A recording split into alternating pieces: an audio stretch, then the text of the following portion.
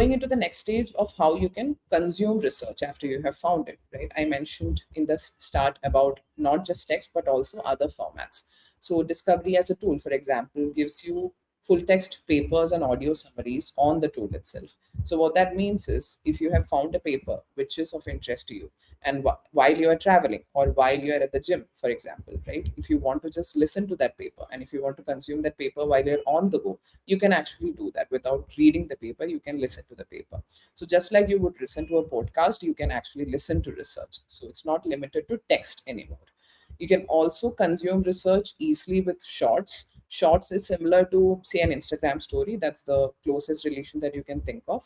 So here, large papers, full text papers, get summarized into short formats, which you can see, right, while you are on the app.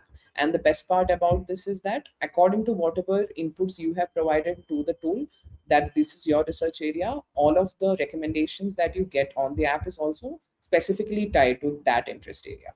So what you see as a researcher may not be the same thing as what I see. It will entirely vary depending on your actions and your interest that's there on the app.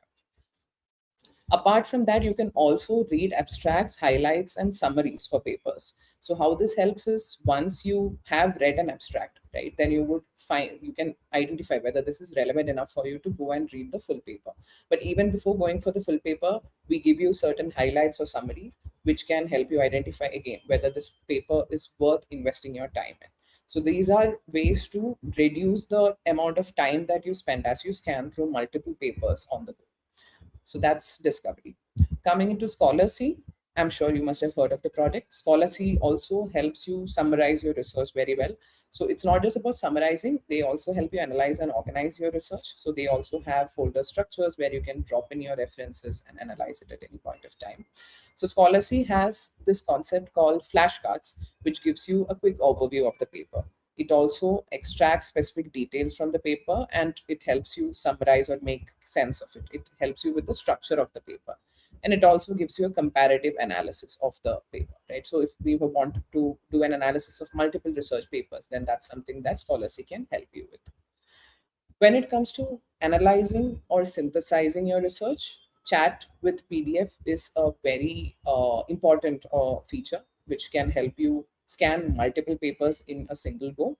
So Paperpal is again an internal tool which can help you with this function. So we have the functionality to chat with multiple PDFs, right? If you want to summarize, ask questions or summarize and compare multiple files together, then you can upload it at once and you can ask a single question, right, to summarize all of these, or create a literature matrix, like for example, which you see over here, based on whatever I have shared, right, all of these files.